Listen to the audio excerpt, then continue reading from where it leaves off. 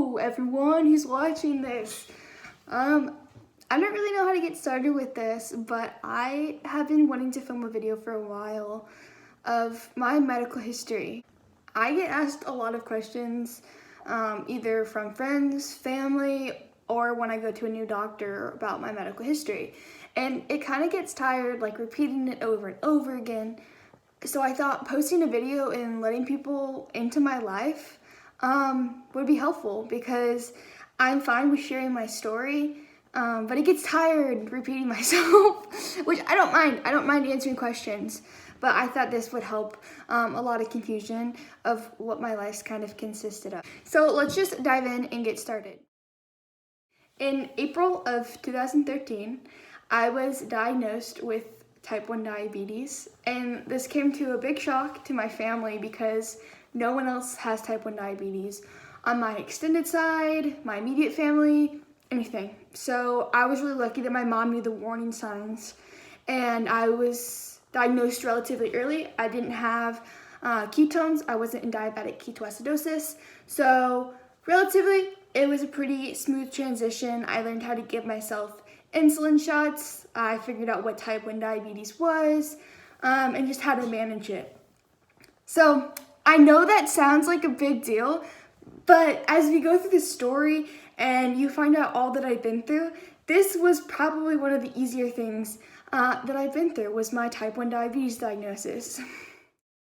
In 2017, I went to Colorado with one of my best friends named Jaden, and we were mountain biking before dinner. We had about an hour to spare, so we're like, hey, let's go to the top of the mountain and go mountain biking. We went down one trail, and it was pretty easy, so we're like, let's make it harder. Let's go on to, I don't know the order, what comes first, blue or green, but whatever the second one is, we decided to go down one of those. And at first it was fine, it was really fun, but I got to a point where there was a rock in the road, and it kind of acted as like a ramp, and I thought I was fine going over it, but I ended up shooting up in the air, flipping over the handlebars, and landing on my head. So I had a really bad concussion from that. That concussion was one of the worst things that's ever happened in my life. I ended up messing up 3 of my systems: my autonomic, vestibular, and ocular. So my eyes wouldn't track right, so I had one that lagged before the other, so it gave me these really bad migraines. And then I also had trouble with balance. And it took us so long to figure out what was going wrong with me. I just felt sick all the time. I went to 5 different specialists. No one could figure out what was going on with me. I just felt sick all the time. I was super nauseous. I had those migraines, as I mentioned. And when I would drive at night, it was just impossible. Like, the lights coming on were just so hard for me to take in.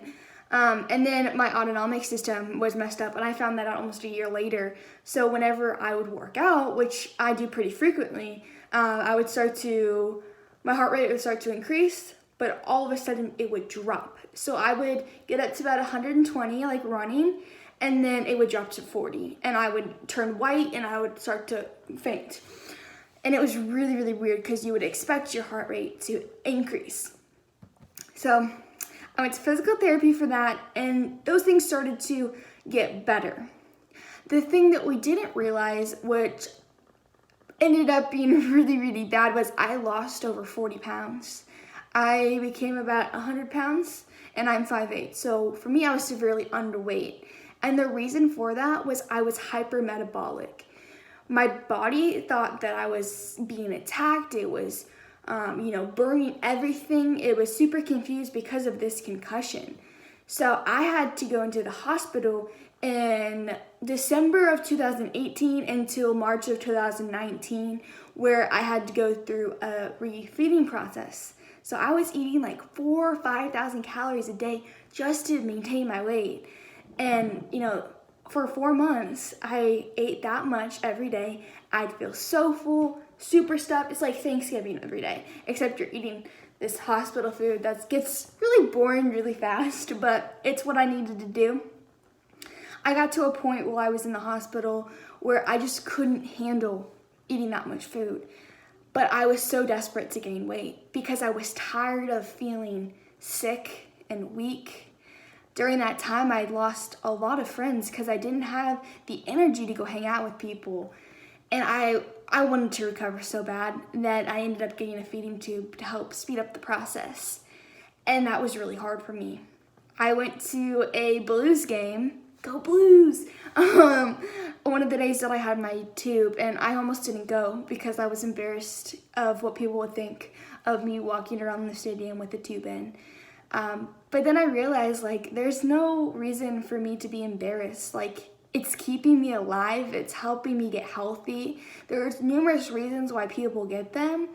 And, you know, I should be able to handle it and, you know, show people that there's no reason to be embarrassed. And hopefully by me being there, I was able to help someone else who might have been struggling with determining if they should get one or not. So you never know who you're going to impact, which is one of the reasons why I'm making this video, is to let people know my story.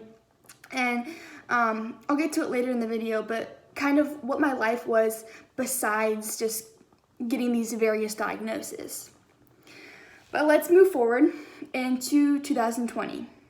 So I had a little bit of a break between being in the hospital for the refeeding process till January of 2020. So it was about a year long. And I was pretty healthy. I was going into my freshman year of college, really excited. I was like, yay, finally healthy to go into this year. It's gonna be a good year, you know, starting fresh, making new friends, having new experiences, learning a lot of lessons. But then, going into my second semester, freshman year, this is where it gets embarrassing. So I just started dating someone, by the way, so that's gonna play a key factor into this story. I went 22 days without pooping. I took over 20 X-Lax. I did a colonoscopy prep. And nothing was working. I was in so much pain. I was laying on my bed, just crying with my hands over my stomach. And pretty much everyone on my dorm hallway knew what was going on. And I just had to get over the embarrassing factor. I was like, this is funny, but it's also painful. And I was like, there's nothing I can do about it, so who cares if everyone knows? But one night it got so bad and I was in so much pain that my boyfriend, who I'd only been dating at that time for about a month, now we're almost together for a year, but we'd only been together for a month, and he took me to the emergency room to get an enema. Yeah, super embarrassing. And actually it worked though. I got a lot out of me, but there was no way I was letting him back in the room after that. Furthermore, after that, I was pretty fine, you know, I was taking some Miralax, things were starting to clear up. But then in February, I was supposed to go to class one day, and I was feeling pretty fine, but all of a sudden I threw up, and I was like, what is going on? I must be sick. So I stayed home from class. Then it kept happening. I kept throwing up every day, and I was like, well, I don't feel sick, everything seems fine.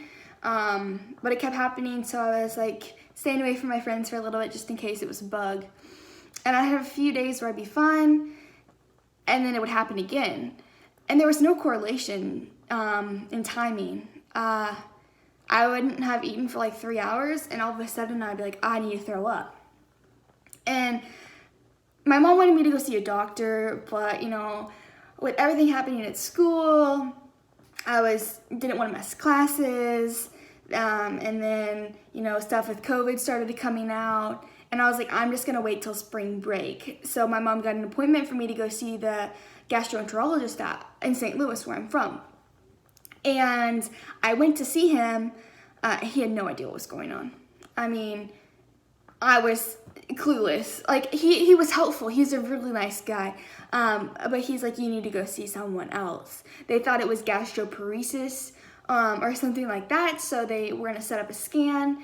But my mom was so worried because she saw firsthand me throwing up and the quantity it was, and it was just awful.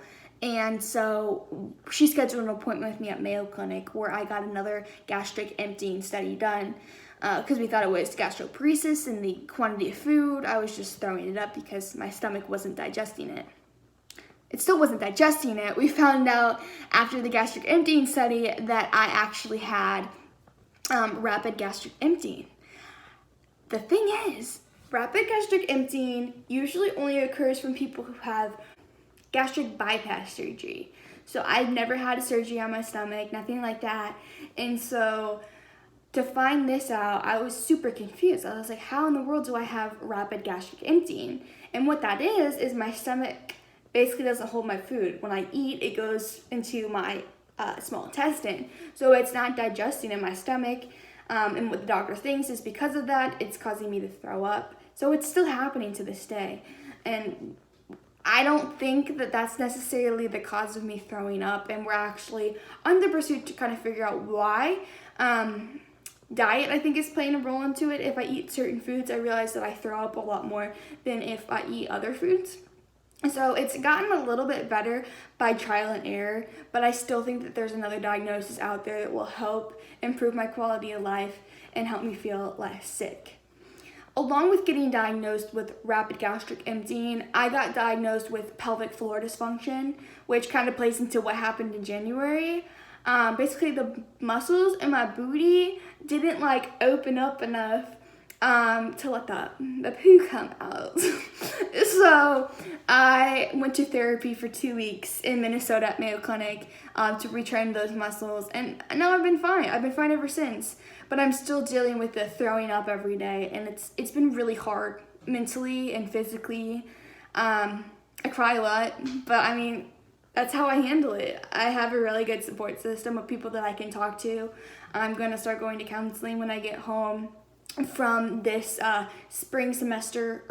winter semester of school to kind of help me deal with those emotions. And the reason I really want to tell my story and let people know what's going on is because I deal with so much. I'm not going to deny that. I've gone through a lot in my short life. I'm 19 years old, but I've lived life to the fullest. I've been a full-time student. I graduated high school.